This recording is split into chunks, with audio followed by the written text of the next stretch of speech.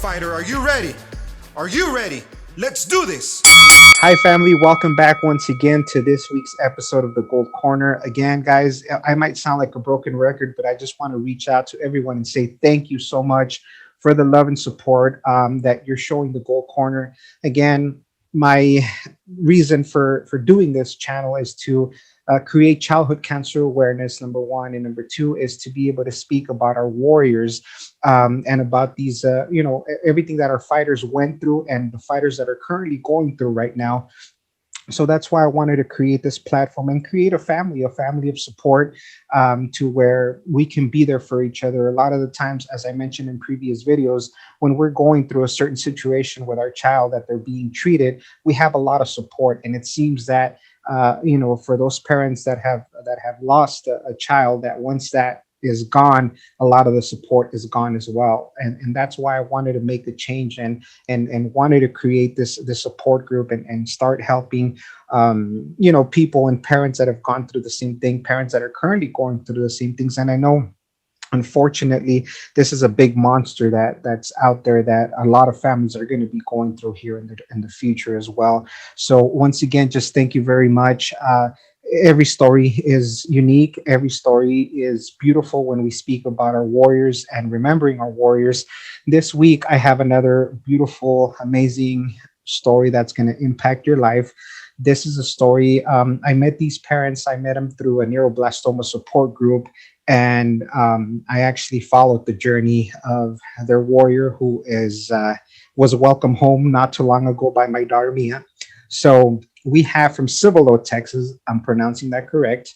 From Cibolo, Texas, we do have Rebecca and Robert Lee, and they're going to talk to us about their warrior. Again, guys, this is real. Childhood cancer, again, is not a commercial. We only get 4% funding, which is not enough. And we are here to try and make a difference, and we will make a difference. So Rebecca and Robert, thank you so much for being a part of the Gold Corner. Again, I followed your warrior's journey through everything that happened, and you all have also been aware of my story, and so we know how horrible this is, and especially when it comes to neuroblastoma. So welcome, guys. Thank you again. Such a beautiful family. Thank you so much for agreeing to be here. And the floor is yours. Well, we'll talk about our son, Reagan, who was born September 1, 2010. And we just always refer to him as our ray of sunshine, just because we were told we would never be able to have children.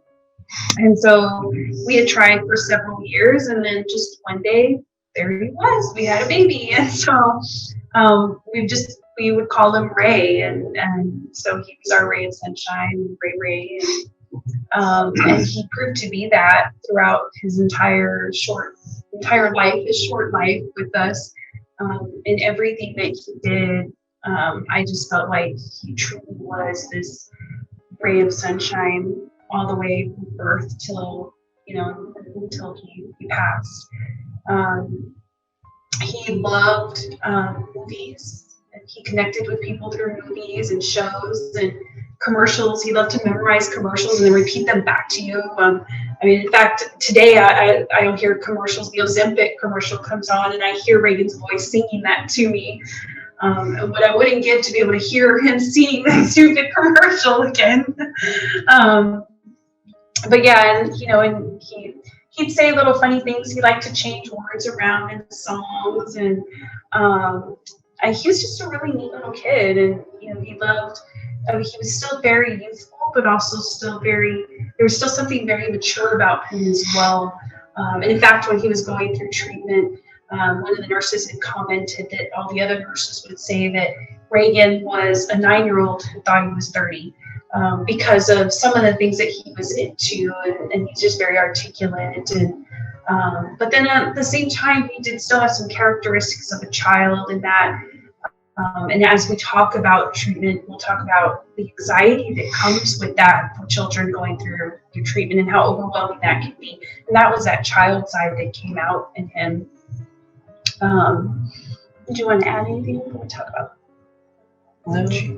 He was just a very sweet child, and I know one time I asked him, I said, because he has this core group of friends from school. There's like 5 or 6 boys, and I'd say, okay, but which one's your best friend? You know, you've got to have a best friend. And he'd say, no, they're all my best friends. I mean, he couldn't pick. And I mean, there was even one night we're in the hospital, and out of the blue, he says, I don't have a favorite parent. And I just kind of stopped. And I'm like, okay. He goes, I don't have a favorite, and nobody can make me choose. I'm like, who's making you choose? And he's like, oh, all the other kids talk about who their favorite parent is. He's like, I know you guys the same. And so that was just how reflective of how sweet and endearing he was. Which is, you know, when I think a lot of parents go through this when your child is diagnosed, and as they're going through treatment, you start to wonder, why my child? You know, not to say that any other child deserves it more, but that's the question that I know that Robert and I have asked over and over is why him? You know, he's a good kid, a great kid. You know, I felt like he was going to do good things in life, and you know, he was already establishing that pattern. It was just so thoughtful. So why him? And I know that those are answers we're not going to get on this side, right? So, but I'll tell the story of how Reagan was diagnosed in August 2019. He had started to complain of leg pain. We went for a walk. He loved Pokemon, so we went for a walk to look for Pokemon. And he was walking with kind of a limp, but it wasn't hurting him. He just said it was uncomfortable. And I just thought, well, you know, we went for a long walk and he's wearing flip-flops, and so maybe, I don't know, he hurt his foot or something related to that. So we let it go a few days, and it just progressively seemed to get worse. And then he had a low-grade fever. So we took him to urgent care, and they said, oh, it's growing pains. Okay, you know, so we go home, and another week goes by, and the pain is getting to the point where it's hurting him to walk. It's gone past discomfort. This is pain. He's crying. So I tell him one night that I've set up an appointment with a pediatrician for the next day, and so we can get his leg pain taken care of. And he says, oh, what about this bump on my head? Well, because he had all this hair, we didn't know that he had a tumor growing on his head. And so at the time, you know, even feeling it, the last thing we thought was a tumor. We thought maybe he fell at the YMCA or something like that. And he said the bump on his head didn't hurt. So took him to the pediatrician, and she felt like the bump on his head was a cyst and recommended us to a dermatologist. And the pain in his leg was toxic synovitis. And she felt like the reason it was that is because he had these random low-grade fevers that would come and go. And she says sometimes when a child has an infection, it can cause pain in the body, but Reagan had never experienced that before, so it was really weird, but we trusted, you know, the doctor. And so we thought, okay, she said it'll take 5 or 6 weeks for the pain in the leg to go away from this toxic synovitis. I said, all right. Next week, took him to a dermatologist to get the head checked out. And the dermatologist says, no, that's not a cyst, that's a hematoma. And I thought, and he says, do you want me to drain it here in the office? And I said, no, we don't want to do that, which later I'm glad we didn't. And he said, this will go away in another 5 or 6 weeks, just like the toxic synovitis. So we thought, okay, you know, we're going to deal with this another month and a half. And then, you know, we told Reagan, you're going to be all right, you know. Well, then the next week, school started, and the pain had gone away. He had 2 solid days of no pain, and we thought, oh, this is great. It's going away. But then that second day of school, the teacher called me, and she says, he's crying. He's dragging his leg around the school. He can't get anywhere. You know, he needs to be seen. So we said, you know what, we're going to the ER. We went to the ER. They did some blood work. And the blood work, I guess they were initially concerned that it was leukemia. They didn't reveal that to us initially because they didn't want to scare us. But they did blood work, and they said, well, it's not leukemia, but something is off, and they don't know what, so they need to admit him. And at this pain, we had taken him. At this point, we took him to the ER for the pain in his leg. Did not mention the hematoma on his head because we thought it's a hematoma and it's going to go away in a few weeks, and it wasn't causing any pain. But so we focused on the hip. So they admitted us, and then the next day they said, "Oh, it's a bone infection. This is what we're dealing with, a bone infection." So they started antibiotics on him. And that night, I was giving him a bath in the hospital, and as I was washing his hair, I was looking at the bump, and for some reason I could just tell that it looked much larger than even that morning. And so I felt like I needed to say something. So I told the hospital, we've got a hematoma and it looks like it's growing. So the next day they ordered scans and more scans, and that's when I knew something was wrong. And another set of scans, and then that's when they told us that it was metastatic disease, but that they weren't sure what type of cancer. In fact, initially they thought it was brain cancer because they could tell that it wasn't a hematoma, it was a tumor. So immediately we were transferred from the hospital that we were at because they don't treat pediatric cancers, and we were transferred to another hospital in the city, and then we began the process of the biopsies and putting the port in. And it was just very overwhelming because everything from that point forward happened very fast. A lot of information comes at you, and you're needing to make decisions about a treatment plan or trials, and you really don't have time to go do your research and make sure that you're making the best choice for your child, And so we just thought, okay, let's go with what they're recommending, and they found a trial for Reagan, and he got randomized to the most aggressive arm in the trial, which they felt like was probably best for him since he did have an aggressive form of neuroblastoma. So he was diagnosed with neuroblastoma, this cancer that neither one of us had ever even heard of. Didn't even know what it was. I mean, when we think of childhood cancer, we think leukemia. Not fast forwarding here, but as you get immersed into the world of childhood cancer, you find that there are hundreds that the children are afflicted by. So neuroblastoma, is the sudden nightmare in our lives. And at this point, Reagan was no longer walking. In a matter of, a few days, he couldn't walk anymore, and started chemo.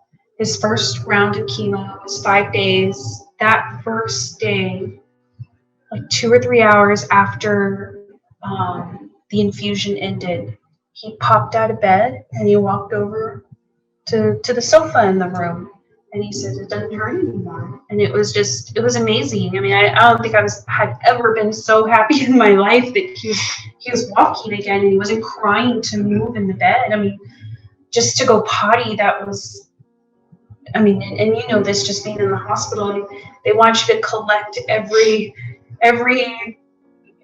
bowel movement every time they go potty, and that was just so difficult. To make sure we gave the samples every time, but he wasn't hurting anymore, and the pain went away, and it was really nice. And I don't want to say that he breezed through the rest of the induction phase of the chemo or the induction phase of treatment, because he definitely had his hard days where there was a lot of vomiting, we had fevers, and in and out of the hospital. In December, he got C. diff, and so we were in the hospital for 6 days for that. So we did have a lot of ups and downs. He did have to go to Cook's in Fort Worth for MIBG therapy. That's another thing that we had never, ever heard of. And I mean, he was isolated for 5 or 6 days, I believe, and he had to be in this room by himself. And the only time we could go in the room was when he needed to go to the restroom and to give him food. And that was it. And that was so hard that we could just only communicate with him through the window and watch him through the window. And it was just, Reagan doesn't like to be by himself. He was a people person, so it was a bit difficult for him to be in there. I think the window helped so that he didn't just hear us, he could see us. But that was the longest time I went without touching him, so that was really hard. But we got through that 5 or 6 days. He was cleared to leave the hospital. Went in for more chemo. He did the stem cell collection, which, you know, he was so brave about that. He was so scared about surgery, and you know, every time he had a procedure, he'd worry, how are they going to keep me asleep while they're doing it? And just understanding the concept of anesthesia. And I remember he woke up and they did the stem cell collection through his neck. And he woke up and he was screaming because he has these tubes coming out of his neck and he can't move. And he was going to have to stay all day like that until they collected all the cells that they needed. And that was really hard to see him like that in the hospital, and these tubes, you know, just, it looked like they were barely stitched in, but they were in there pretty good. And then they, you know, they spent hours and hours, you know, 6 to 8 hours or so extracting those cells out of his neck. And then they surprise us. They say that to remove the tube, it's not another surgery. They do it bedside, right there. Pull the tubes out of his neck. And it wasn't my night to be there. It was his night to be there when that happened. So I don't know if you want to talk about what that was like for him. No, it was like any other procedures that we had gone through, where he hadn't, well, neither one of us really had any idea what was going on. Just like the catheter, things like that. It's just, we kind of take, hopefully not by surprise, but try to prepare him as much as possible. Because Reagan, for some reason, even though he was a very anxious kid, he kind of liked to know what was going to happen to him. Even though he might get scared, he would rather know what was going to happen to him before we do things, any procedures with him, because in the end, it actually, I think, calmed him, just to kind of realize what was going to happen to him. Even though he didn't like it, he knew that whatever we told him was going to happen, that was going to be it. So whenever it was done, he would, you know, he'd be able to relax after it was done, unless something went wrong, which I don't think anytime it really went wrong. Well, I think the removal of that catheter from the stem cell collection, and it didn't go wrong. It's just we didn't know they were going to do that bedside, No. So we didn't get to prepare him for that. So the anxiety that came with that, you know, and it's not just the anxiety from that one procedure, it's anxiety that had been building up from the beginning. You know, he's gone from this healthy, active child, just living his life, hanging with his buddies, going to school, and suddenly he's having all these procedures, he's being poked, he's having to take all these meds, he's got to be in clinic 2 times a week to get poked, he can no longer go to school. I mean, it's just all these things have been taken from him, and now his new life looks nothing like the old. And so, you know, he's isolated at home. He's not with anybody other. He's with me all day, and his whole life was flipped around. And so, and it's not just him. It happens to every child that goes through this. And so the anxiety that just builds and builds and builds, and we saw that happening. And I think that with the removal of the catheter, that was that one thing that we didn't get to prepare him for in advance, because we made the assumption that he went into surgery to get it put in. He's going to go into surgery to have it pulled out, and did not realize that was going to be done bedside. So that was a traumatic experience for him. He went on from there, and he had a few more chemos. And then the scans afterwards, because they thought it was the end of chemo for him. So I know if you had followed the page, he had a end of chemo ceremony, like a parade that was set up for him, and that was before any of the scans were done. But we knew the chemo part at least was complete, and he'd be going into immunotherapy. Little did we know that it wasn't the end for him. So during this time was when like the big quarantine stuff was happening for COVID. So I think when I think that kind of helped us out in a little bit, in a way that it wasn't just him that was stuck at home, it was everybody that was stuck at home.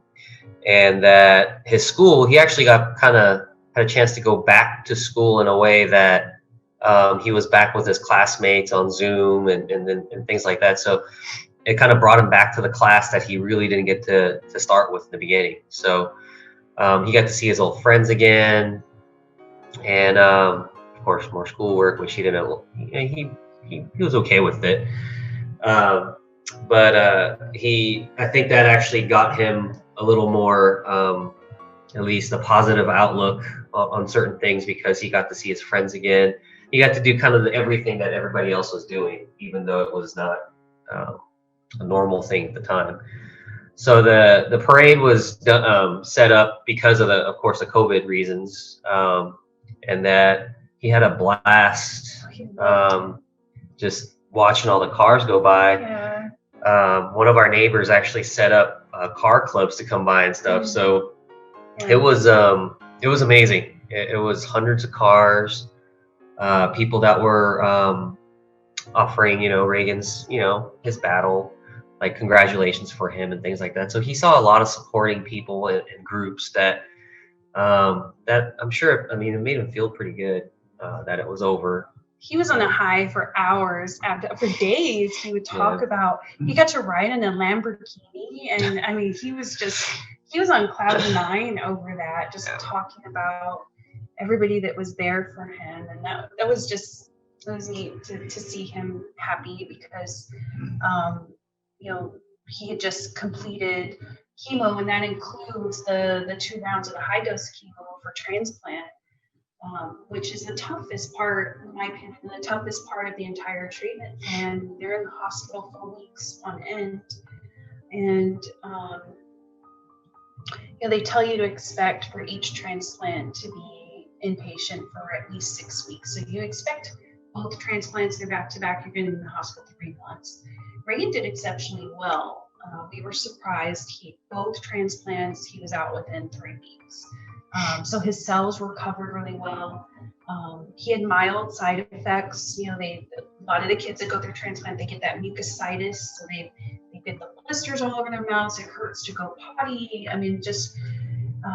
had a lot of. He also went through a lot of behavioral regression during transplant, and that goes back to that anxiety that had been building up and through all the chemos. And then he also had a major surgery to remove a tumor.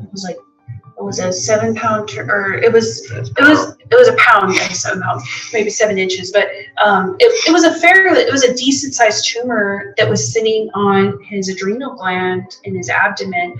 So they had to remove this tumor and the adrenal gland. And that had brought on some anxiety, but we would try to joke with him. He had a pretty large scar, and we started telling him that, it's his shark bite, and he needs to tell people he got hit with a shark or something. And but he didn't like to play jokes on people, so he never wanted to tell anybody that. But he seemed to breeze through what was supposed to be the toughest part with minimal side effects. The hardest part was the behavior regression that we saw. But I do attribute that to trauma. This experience was very traumatic for him. Like I said earlier, his whole world turned upside down. Prior to transplant, when he was going through surgery and all his chemos, family and friends were always at the hospital. All the time, there was somebody there visiting. They were bringing him food or a gift or just coming to hang out. And he loved that. And I didn't realize how much he loved that until one day I didn't allow anybody to come see him. I said, you know what, Reagan needs rest. You guys can come tomorrow. And the day is passing and he says, wow, where is everybody? There's nobody here. And so I said, well, I want you to get some rest. He's like, no, I want people to come see me. And so I never did that again. I never told anybody that again. But, Robert started talking about COVID and how that happened. The week that we started the first transplant is when things started shutting down. And so he didn't get any visitors during either transplant. He could not see anybody. And I think that added even more to the anxiety that he was feeling, because there's a certain level of comfort. He had his parents, but when your cousins get to come visit you and your best friends get to come see you, you still feel like you're tied into that world that's outside of cancer. And he didn't have that anymore. Within a week of starting transplant and things shutting down, then they said, okay, one parent at a time. So then he went from not being able to see anybody, having both his parents, to only having one at a time. So that further caused even more stress on us, because we could, although at nighttime it was always just one of us and we take turns, but during the day it helped a lot that when we were both there, because if he was having a rough day, whether it's he's sick or something, it was just, we could tag team it, saying, okay, I dealt with the meltdown, you're going to deal with the sickness. Like, we would just or we would just know when the other person needed a break and say, okay, you go get the lunch and I'll wait here. And we didn't have that. Household said no. We would have to take turns. And then as time went on, then they said, for transplant 2, they said the parent that checks in with the child is the parent that needs to stay the entire time. You cannot leave or your child will be alone. And not knowing this, I was the one that checked in with him, but I was also pregnant at the time. And so I'd explained to them that because I was a high-risk pregnancy, that I couldn't just be there 3 weeks straight without being able to leave the hospital. So we actually had to ask special permission to allow us to trade out. And it wasn't special permission like from the charge nurse. They had to send this up the chain of the hospital just to ask permission for the 2 of us to switch out so that Robert could go in and I could leave the hospital. And that's how serious they were taking it. And I understand the seriousness of COVID and all, but when you're dealing with a child that's going through something like that, it's just, it doesn't make things easier for the family. It actually, I feel like it made things much harder for us, much harder for Reagan. Because, when he was there with me, he'd be crying for his dad. When Robert was there, then he'd be crying for me. And it's just, all he wanted was for both of us to be there. And he wasn't going to get that. So, he got discharged. We had end of treatment scans, or not end of treatment, but end of the chemo and stem cell transplant. And, we were, our hopes were up because he did really well through stem cell transplant, really, really well. We went through scans and they said, there's progression. And I don't think either one of us could process how could there be progression with all that he has gone through from August. This was August 2019 to May 2020. And everything we put his body through, all the chemos, the surgeries, the transplants, how is it that this disease could still progress? That doesn't make sense to me. So, with neuroblastoma, they do Curie scores. And so, they signed this score and they said, well, his Curie score didn't change. change, I don't think. It was kind of like in some spots the cancer went away, but in other spots it had progressed. And so, I mean, the major tumor in his abdomen had been removed and it didn't grow back, but he also had this tumor on his head that he had at diagnosis.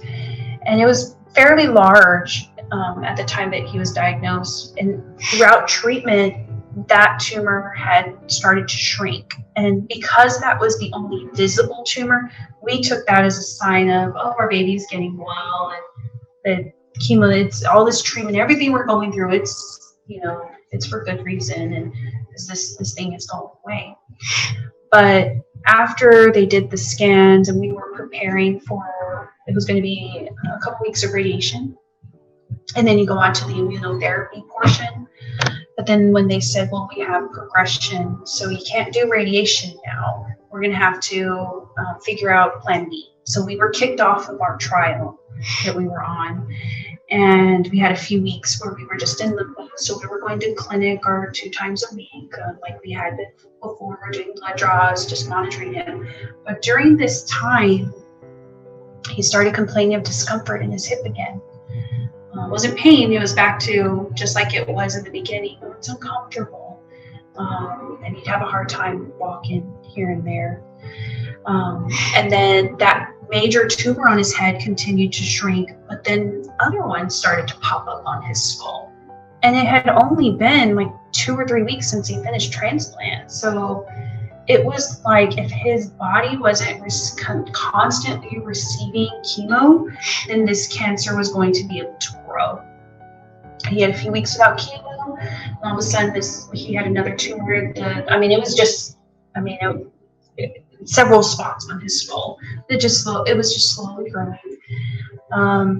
So my memory is fuzzy on some of the stuff that happened over the summer, just because it happened. I feel like everything just started happening really fast. Like I feel like from diagnosis to transplants, everything was really slow going, and we were getting these good results. And then from the summer when they said progression, and we went off protocol, and then we were just kind of like shooting in the dark, trying to figure out what's the next step for Reagan. What options does he have, if any? I just felt like all of a sudden everything just went really fast and changed really fast. They recommended 2 rounds of immunotherapy with chemo. And then they said they would do more scans from there, and then maybe he'd need another MIBG or something. So at the beginning of July, or end of June, he did his round 1 immunotherapy and chemo. And I feel like from then on, he went into that, in my opinion, healthy looking. From then on, he was never the same from there. He started losing weight. He wasn't eating. It didn't even seem like immunotherapy and the chemo was doing anything to him, because it seemed like every day he was getting worse, physically and of course emotionally. But physically, it just seemed like it was destroying him, because I think after what we thought, the chemo and immunotherapy happened, we thought he could walk, at least with some pain, discomfort wise or something like that. But I think after that point, he really couldn't walk anymore. He stopped walking. He was walking with a walker for a little while, and then after that, he just got so weak that he couldn't walk anymore. So he was wheelchair bound after that. And then after the second immunotherapy with chemo, as the doctor was saying that, hey, we should complete the 2 cycles at least before we do a kind of like a revision of treatment or change of treatment. It seemed like it got worse after that, because from that point he wasn't really eating anything. He didn't want to eat anything. It hurt him to eat. His stomach would cramp up. Yeah. He would literally cry every time we would bring him something to eat. and he would scream, I'm trying, but it hurt. Yeah. But at the same time, little did we know his body was actually literally shutting down. Yeah. Because he had a bad case of C. diff a little bit after that. And of course, the chemo and the immunotherapy, of course, is supposed to kind of help him out, but it also wipes out his ability to fight anything. So he did get that infection, among other things, it seems like, but the cancer apparently had spread further out also. But we actually didn't even know that was happening. Before we realized, after immunotherapy too, that's when he was trying to walk with his walker, and he fell. And we didn't think much of it because it wasn't a hard fall. He kind of like rolled back, and he was going to start chemo the next day. They were going to try to do the same combination of chemos that he got in round 1, just because, if you recall, we were saying how much pain he was in the beginning, and that he was going to get 5 days of chemo in round 1, and on day 1 he was walking again. So we begged them. We said, please, just this is the chemo combination that works, and since he's not on a protocol anymore, let's just try and give it to him. So he was going in the next day for that, and while we were there, he was talking about how much pain he was in, and he says, yeah, I fell yesterday. So the doctor said, we should really do an x-ray. And so of course we did x-rays, and they found that he had fractured his femur from that fall, which later, while they were doing the surgery, because they ended up putting a rod into his thigh and connecting to his hip, and that's when they said, there's a lot of disease in there, and it's deteriorating his pelvic bone, and it explained a lot of the pain that he was feeling and why he couldn't walk anymore. I mean, it was just tearing his body up. So he had that, and we had to discontinue treatment because he just had this major unexpected surgery, and they needed him to get to where he could at least stand and walk with a walker. So we were in the hospital for about a week, and then they discharged him. The idea was he would come home and heal for a bit, and then they would have in-home physical therapy come and help him start getting up and trying to walk. So we were okay with that plan, and then we were going to have another round of chemo set like 2 or 3 weeks later. So they were giving him, and it was 3 weeks. It was a 3-week break to heal, start trying to walk, and then and then they started radiation. That's right. They started radiating. They went back to radiating his. They were already radiating the hip to try to alleviate the pain that was there, and then they were also radiating his skull at this point because the tumors on his skull had just been multiplying. I mean, my brother even was here, and he said, I can see those growing overnight. That's what he told me, and we knew that. You would wake up the next day and those damn things would be bigger. And you think that should have been some red flags for us, that okay, things are going south. But we were so hopeful. We were just thinking, okay, but we're focusing on he needs to walk again, and we weren't receiving total doom and gloom news from the hospital. The worst that they had told us, after the second immunotherapy, he had to go through scans, and they said immunotherapy is not working for him. And I guess that's like the telltale for them. Like, immunotherapy, if it's either going to work or it isn't, and if it isn't going to work, then that's not a good sign. It didn't work for him. Disease progressed tremendously while he was receiving immunotherapy with chemo. So they said that pretty much they didn't say that there was nothing else they could do for him. What they said was, we'll continue trying to find treatments for him, but it was just to buy time. So we knew at some point we were going to lose Reagan. we just didn't know that we were talking a couple of weeks from the point of that conversation. We were thinking, we got a few more years on us, just because we try to be positive. And so that's why he went through. That's why we were able to get them to agree to redo the chemo we had before, because he was not on any protocol anymore. It was just kind of like they were just randomly shooting in the dark, trying to find something for our son to continue to treat him. So he's at home, he's healing, he's going through radiation.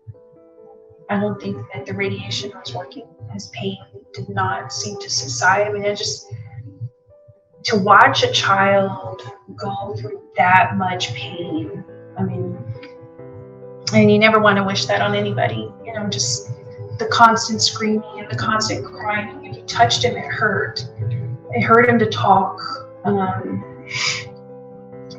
But he still tried to do his schoolwork because school had started at this point. He'd still try to sit up. But he was in so much pain, and he was suffering. He was visibly suffering. And I remember many times, I'd pray and say, okay, why is he suffering? Why? Okay, my son has cancer, but why does he have to suffer through it? So I don't want to say that he seemed fine, but he also didn't seem like, never ever did we think that he was actively dying, because he was in active treatment. He was going to radiation. He was in a lot of pain. He was no longer eating and drinking. It physically hurt him to eat anything and to drink anything. It was just, we'd have to beg him. He no longer wanted his pain meds. He said he hated the way they made him feel. It would just make him fall asleep, and he was missing everything. So he didn't get to be a part of everything going on in the house because he was just sleeping. So we left it to him. If he wanted the pain meds, we gave it to him. If he didn't want the pain meds, then we didn't force it on him. But it was very hard to watch him. He wasn't even, we have a 2-story home, and at this point we had been a month and a half of all of us sleeping downstairs because we couldn't. Robert was carrying him everywhere because he was no longer mobile. This 9-year-old boy who weighed barely 40 pounds at this point, Robert would have to carry him up the stairs, down the stairs, to the bathroom. And so we finally just said, he's going to have to sleep on the sofa. But we didn't want him sleeping by himself. So we all slept in the living room. From that point on, the living room became our bedroom. And Robert still had to carry him to the bathroom and back. And Reagan would apologize. I'm sorry. Robert having to pick him up all the time. I'm sorry, Dad. It's like he shouldn't feel like he's apologizing because he's lost the ability to walk. So Monday, August 24th, we got up. We went to radiation. I think it was day 2 or 3 of radiation. And it was really strange. It was a strange kind of day. The night before, Reagan didn't sleep at all. He kept waking me up, begging for water. Want some water? Want some water? Just constantly, he drank water all night. And his stomach didn't cramp from it. He wanted more and more. That next morning, it was Monday, August 24th, we got up, and Robert was picking him up, and Robert was able to carry him differently, with his legs wrapped around his waist as opposed to just letting his legs hang. And normally Robert carried him with his hands under his armpits, and his legs would hang because it was too painful for him to raise his legs and wrap it around Robert. But that morning, he wrapped his legs around Robert and says, it doesn't hurt. And we thought, the radiation's working, and he had just gone through chemo. And so we thought, okay, things are going to start looking up from here. And, he had wanted water all night. And so we were feeling pretty good that morning, and we took him to radiation and went through that, and we came home. And after a couple hours, Reagan, he says, "Dad, I need to go to the restroom."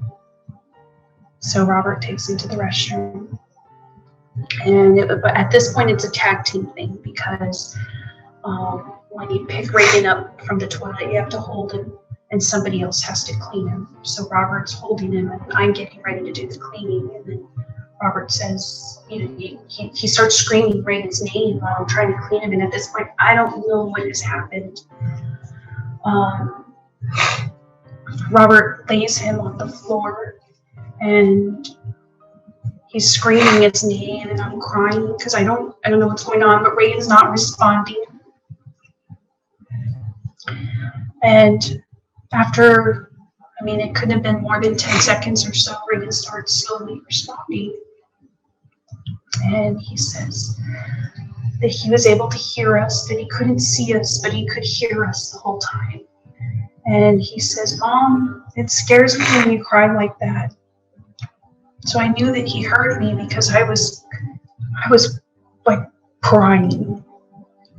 And so right away, we started getting him into the car, calling the hospital, letting them know, "Hey, we're on the way. We've had this episode. We don't know if it was a seizure or some. We don't know what happened to him." So I'm driving. Robert rides in the back seat with him, and as far as I know, y'all are having a conversation. Yeah, we were just talking. Yeah, he seems coherent, and then Reagan says, I've got to go to the restroom again. And radiation, one of the side effects of radiation is diarrhea. And so we thought, okay, we are 45 minutes from the hospital. So we thought, let's just stop at a gas station and let him go to the restroom. He never made it out of that gas station.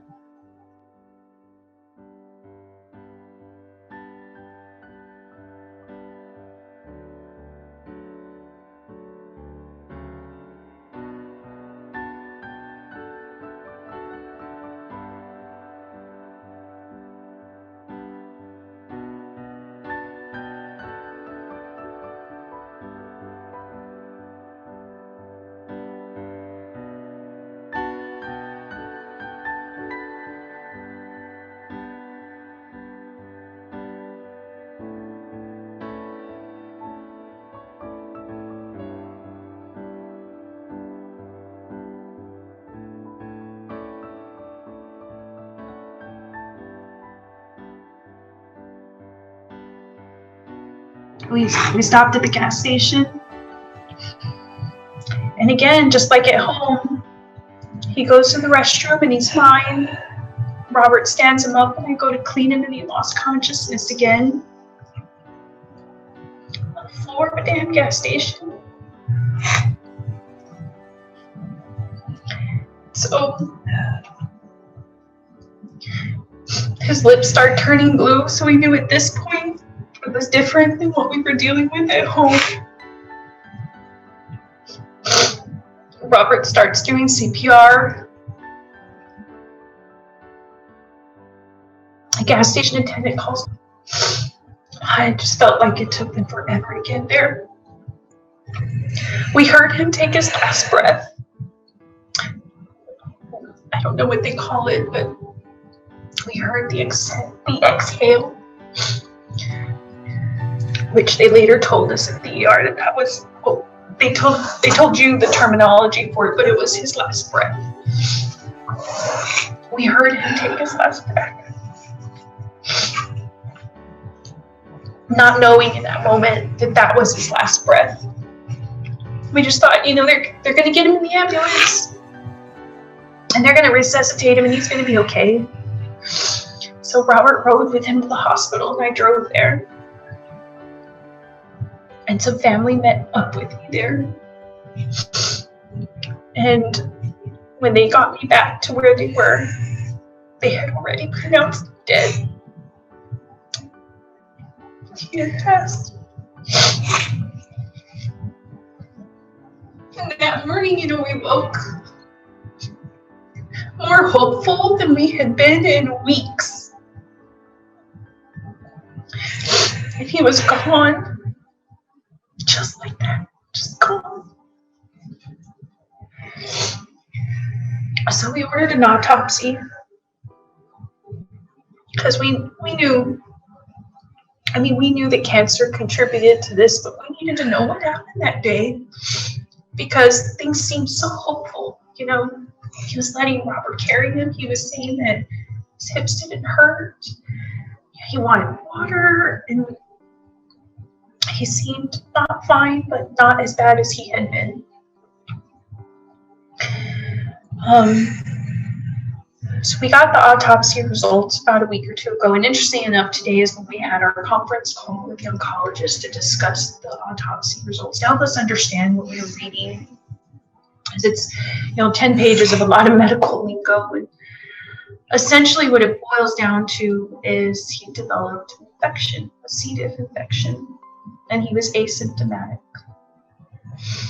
And because he had lost so much weight and there was so much disease progression, his body lost the ability to fight it.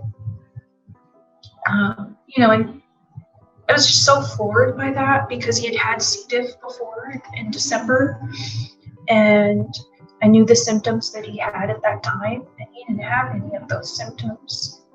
He just, even the doctor said he was asymptomatic this time around.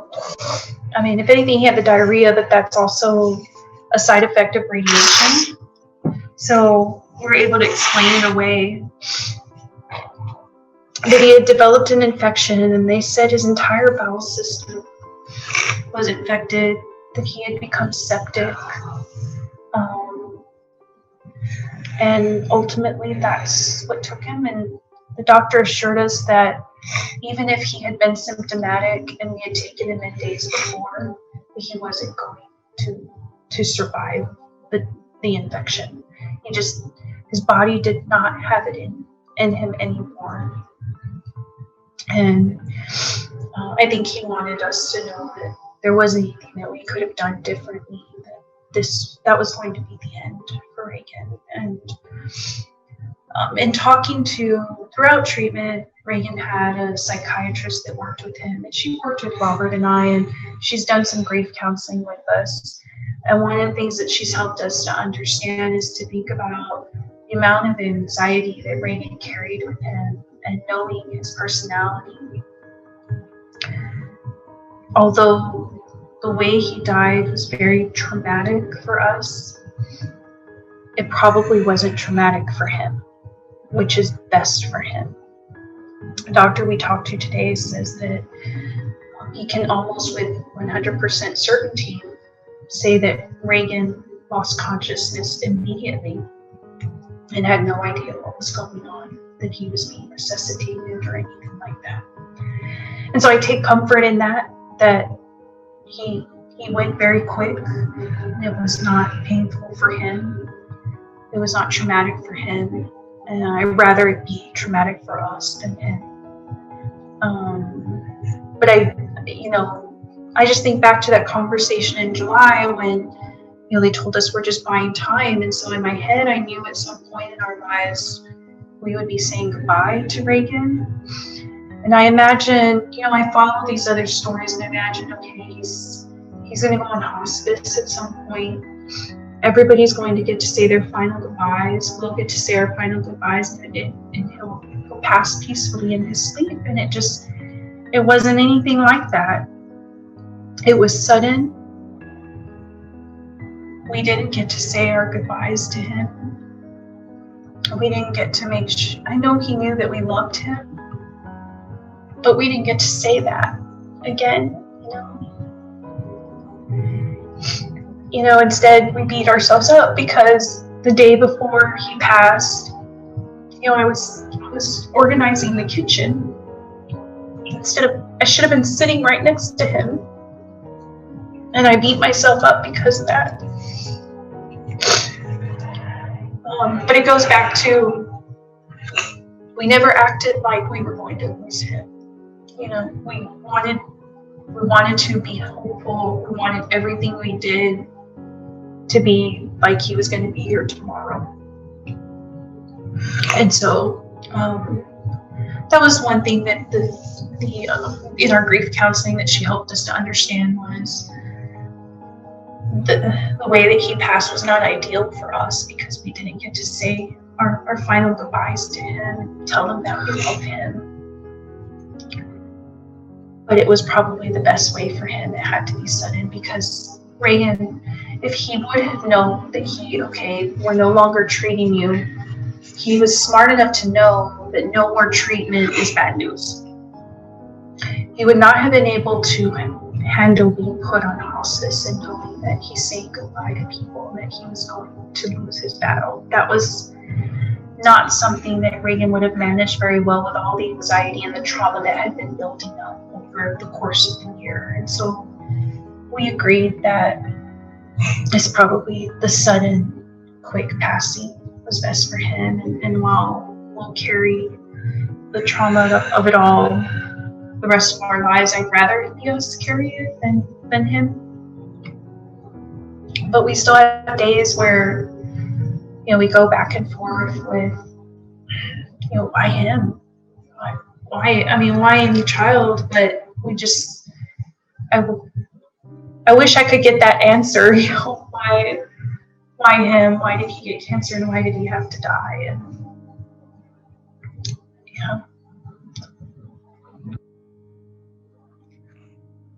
And we have an amazing support system. We all throughout, from the moment of diagnosis and even till today, we still have a great support system, thankfully. Our family has been there for us, our friends, our community came together for us. And you're right, when after the child passes, you do lose some support. It does look a bit different than it did during treatment, but we still feel supported. So in Reagan's honor, we just felt like we had to do something to keep his name out there and for people to know that and to remember that Reagan existed. So we created the Battle Packs program. And I'm so proud of it, because in the items that consist of a battle pack is reflective of Reagan. So the battle pack is given to every child now that is newly diagnosed in the San Antonio area. And it's a wagon, a collapsible wagon. And we did use that throughout treatment because, you're in the hospital frequently and the stays are long and you're packing a whole house if you can. And so you can't carry all that in a backpack, 1 and 2 bags, and then you've got your child with you who sometimes doesn't feel well, or you're pushing a wheelchair, or whatever it may be. So we had a wagon that we would just pile everything in that we possibly could. Reagan had his favorite blanket, and it was the same blanket every hospital stay over the course of the year. And it was actually a blanket that was gifted to him. He had a pair of Crocs that he became known for at the hospital. And those Crocs were so handy because when he got to the point where he wasn't walking and he was in so much pain, it hurt to put shoes on him. So it was just easy to slide those Crocs on and off, and he'd go into the hospital in those. And every time he had to go potty and get out of bed, he hated wearing the grip socks that the hospital gives you. So he'd just keep the Crocs right at the edge of the bed. When he'd get out, he'd slip his feet in and go potty, and then slip his feet right back out. Never had to even move the shoes. And then he would shower at the hospital with his Crocs on so that he could protect his feet from the floors. And so I just thought that was a very versatile investment. It also comes with a stainless steel cup, which is what Reagan had, and we personalized them for the kids. So, kids are into Star Wars or unicorns. We will decorate it with that. If we were given the child's name, we'll put their name on the cup. And so Reagan's cup was decorated with his name and Pokemon, and that went to every hospital stay. And also, as you know, when kids are going through treatment, and whether they have ports or Roviac lines, they're constantly being flushed. Their lines are always flushed several times a day, sometimes, just depending on what's going on. And it's weird because although they're flushing through their side or their chest, they can taste it. It's not going through their mouth, but they can taste that. And Reagan once said, "This tastes like hot dog water," and it grossed him out. And so he needed sour candies. And I think it was a nurse that recommended. She said a lot of the other kids liked sour candies because it just kind of dried out that taste. And so we started buying sour candies. And so now we include in the battle pack, it's like, okay, you're going to battle this thing. You're going to get a wagon, a stainless steel cup. You're going to get a blanket, Crocs, and a bag of sour candies. And so we've started doing that, and we've given out a number of battle packs already. And the hospital says it's a hit, that the kids, they just love it. And the little ones get to ride in their wagons. And so they love them. And we get to keep Reagan's name out there, and something that resembles him and his experience at the hospital. And just means a lot to us. So we are doing fundraisers for that. We partnered with the Gabriella Smile Foundation. So if you go to their website, you can find information on our battle packs, and you can donate there, or you can go to our Facebook page called Our Ray of Sunshine, and there's a link there to donate as well. Do you want to add?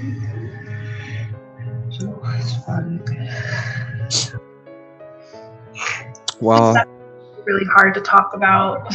Yeah, it's something that it is very difficult to talk about, and as we were mentioning, before we started recording, it's difficult, but it's reality, unfortunately, and every parent, when they're going through this,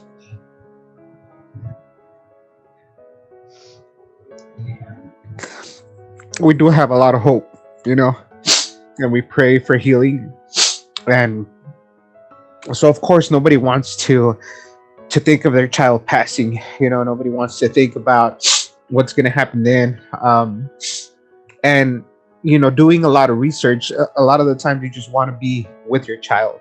Like you said, I did not know what neuroblastoma was, at the time. And at that time, I didn't want to know. I just trusted in the doctors and trusted in God, and said, I just want to be next to my child. So I know, it's unfortunate, but this is reality, and this is what I want to make people aware, is that this is childhood cancer. It's not just a commercial of smiling kids. This is what our children go through, and what they're going through, and their battle, going through all of this. And in your case, we're not talking about a year or 2 years. We're talking about Reagan getting his angel wings a couple of months ago, and for you guys to be doing that for other children, that means a lot. It took me close to 2 years to even think about doing this channel, the support group. I just wasn't ready emotionally. I wasn't ready. So the fact that you all are doing that, that's awesome, and I think that's great. And I know, like you said, it's a hit now, and with hospitals and the children, because again, when you were in the hospital, when your child receives any gift or anything like that, they're happy, and that brings a smile to their face, and you value those smiles that they get when you do that. Rebecca, Robert, I wanted to ask you something. I wanted to see what you can give, such a little bit of advice to other dads that are going out there. I know it's difficult at times, for a dad to show emotion, or to to really express how you're feeling. But these are our children. These are, these these are kids that went through. So, an advice that you would give another father that is perhaps going through it right now, or that has gone through it. I personally, yeah, I felt pretty lucky that I had somebody like Becky with me that I could at least talk to and show my emotions. Because as you were saying, I tried to put up at least a stronger face for Reagan, because I didn't want him panicking either. I didn't want him to be scared that he knows that we're scared. I mean, he can read my wife pretty easily. She's very vocal. She's very expressionable. So he knew that any kind of stray emotions, he can actually absorb that pretty well, and he'll project it. So I tried to at least put some humor in it. Try to be strong for him. I tried not to how to put this, to show too much emotion in front of him to the point where he thinks like I've lost hope. Showing emotion is fine. That's great. I just didn't want to show him to the point where, as I was saying, like, hey, this is it. Like, I don't want to be like, this is all we're gonna do. I'm sorry. I didn't want to get to that point, but I had to show at least something that, hey, this is a tough moment for you. It could be something that you would make it through. I'd give him that hope. That's what I would try to do, and it was pretty difficult. I hate to say it, but in some ways I think it helped him, because of course, like, he knew something was wrong. He knew this is not a good thing to happen to him, but I would try to at least give him the light at the end of the tunnel. So he would look forward to the next day or next year, or something that would happen afterwards. I didn't want him to just think that this was the end. So I hope that helped him. And sometimes I think it did help him through certain situations, because like, all three of us had no idea what was going on. So I didn't think sometimes the doctors even knew what was going on.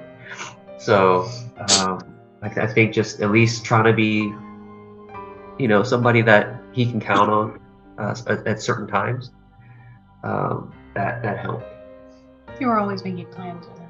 Yeah. So it was always like, okay, next week you're going to go do this. Yeah. We're already planning our trip for next year if we were able to travel. And so always making sure they had something to look forward to. Okay, when we get out of this hospital stay, we're going to go do this. And so I think that helped out. It put a future, something good for him. So something to look forward for him. And you all have a child now too, right? Yeah. Baby girl. Yes, Kimber. She was born July 22nd, and it's really interesting the timing. She was born early, almost 7 weeks early. Reagan had always wanted to be a big brother, but we had just figured that was not in the cards for him. I mean, it just, he was a miracle in itself to have him. And so almost 10 years later, to suddenly, oh, we're pregnant. How did that happen? And Reagan, when we told him, he was just excited. He was like, I'm going to be a big brother. And so she came in July, almost 7 weeks early. And actually we were really scared about her being born that early. She had to be in the NICU for a couple of weeks, and which turned out, and she was only in the NICU because she had to learn how to feed. Otherwise, she was healthy. She was at a healthy weight, and she was discharged the day that they ended up admitting him because he needed the surgery to put the rod in because he had fractured his hip, and he had a complete meltdown at the hospital because he knew he was finally going to meet his little sister that day. And and the doctor said, oh, you're being admitted. And so I called Robert, and Robert was like, I'm going to find a way to get the baby into the hospital then, because he's going to meet his sister. And sure enough, that evening, the door to Reagan's hospital room opens up, and here comes Robert with the stroller. And he's like, he found a way to get her into the hospital so that Reagan could meet her. And he was just, oh my gosh, I mean, I hadn't seen him that happy in a while. And I mean, it was just like he forgot all the pain he was in, and he wanted her to snuggle up with him. And so he had to hold her a little bit. And that was on August 3rd. And he got, a couple of weeks with her. He passed on the 24th. And in between there, he had a week where he was in the hospital for chemo. But he got some time with her, and he enjoyed it. And at home, when he'd be laying on the sofa, he'd ask us to snuggle her up with him for a couple of minutes. And he could only hold her a few minutes because it did hurt him quite a bit. But he still wanted to, or he just wanted to like kiss her head or pat her head. And he had asked us to move the swing that we put her in a swing, and he wanted that in front of the sofa so he could see her when she was swinging. And I was actually supposed to be induced the week that he passed. But then she actually came early, and so we feel like she was supposed to come early, because if she had come when she was supposed to, he would never have been able to meet her. She was actually due September 5. That would have been 40 weeks, but my doctor wanted to induce me at 38 weeks, which would have been the week that he passed away. And but then she came a month before, and she's healthy as can be. And I can't help but feel like that was some divine intervention there. Like the plan was for him, I don't know how to word it properly, but that was part of God's plan for Reagan, that he was leaving us in August, but he had this little sister he needed to meet before he left, and the only way to do that was for her to come early. And she did. And she did, and he did meet her, and Reagan's always going to be a big brother, and throughout her entire life, she's going to have a big brother that's still going to be looking out for her every single step of the way, and he's going to guide her, and he's going to be her guardian angel that's always going to be by her side and by your side as well. Yeah. So you talked to us about the battle packs and all that. You also mentioned to me something about some artwork, right, that you wanted to be auctioning off. If you could talk to us a little bit. Yes. To raise money for our battle packs program. We thought it would be a really good idea to auction off artwork and art created by kids who are currently in treatment or have gone through treatment, or maybe even the people around them that are affected. Because it's not just when a child is going through treatment, it's not just their child. It's the siblings are impacted by this. Their closest friends, their family is greatly impacted by this. So I wanted to have kids put these art packages together that is reflective of how cancer, this diagnosis, has impacted their life, whether it be good, bad, ugly, just whatever they're feeling and what they're thinking about it. And I'd like to have them nicely framed and then auction them off in order to raise money for our Battle Packs program. And I got the idea because during Reagan's treatment, his counselor had asked him to draw what he was feeling related to his treatment. And he drew, this was right after we had found out the disease had progressed. He drew himself on a hill, and the sun was shining down, and he's at the top of this hill, and he labeled the hill treatment. And he's on the top of this hill, and he's got these thought bubbles going up, and there's a picture of a hospital on the thought bubbles, and he's got a sad face. And he said that he put himself, the way he described it is, he was at the top of the hill at the end of stem cell transplant, and he was about to slide down and finish treatment. But now he was stuck in the middle because disease had progressed, and so it made him sad. he was sad when he thought about the hospital. And he kind of related to, if you think about, because we would always say, the days of the week when he was in school, we'd say, okay, Wednesday is hump day, you're in the middle, it's all downhill from here. And so that's what his analogy was, that he was in the middle of the hill and he was about to slide down, and now he was stuck at the top. And I just thought it was a beautiful piece of art, and I thought it was a very mature way for him to describe what he was going through, because he didn't like to talk about it. When we would try to get him to talk about what he was feeling in relation to treatment, and he would say, I don't want to talk about it, because he said, I'll start crying and I'll never stop. So that's what he would tell me. But he was able to give us a glimpse of what was going on through this art. So I just thought, if there were other kids out there that would like to do the same as Reagan and put their thoughts and feelings into some art and allow us to raise money for a good cause using their art, I just thought that would be a good thing to do. Hopefully we have some success with it. Yeah, I think that's a great idea. When you told me about it, it's something that I was like, what, I had never thought about that. But usually when kids are going through any treatments and stuff, they are given crayons and pens and papers and things to draw. And so yeah, I think that's a great idea, what you're doing there. So just before we leave, I do this on every episode. I'm glad that I have both of you here. Any last words that you would like to just share with us? Whatever each one of you wants to say, something perhaps to parents that are going through the same thing, or parents that have perfectly healthy children as well. Something that both of you could leave us with here. I think I can sound off on what Robert was saying earlier, and he was mentioning that he would be strong for Reagan, but then he was glad that he had me to move on. And I think that's important anytime you're going through treatment, is to make sure that you have somebody that you can lean on, whether it's a spouse, a close friend, or a close relative, just somebody that you can just be yourself with and let go and cry and get your feelings out and scream and whatever it is. It's just so important to have somebody that allows you to do that. And, it's the best I can offer at this point.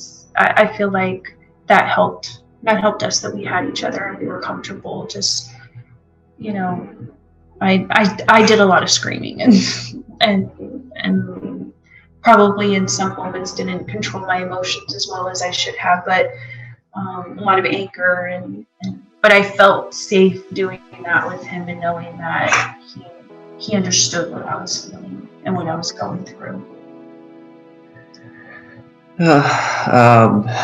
For me, I think really is like never to lose hope.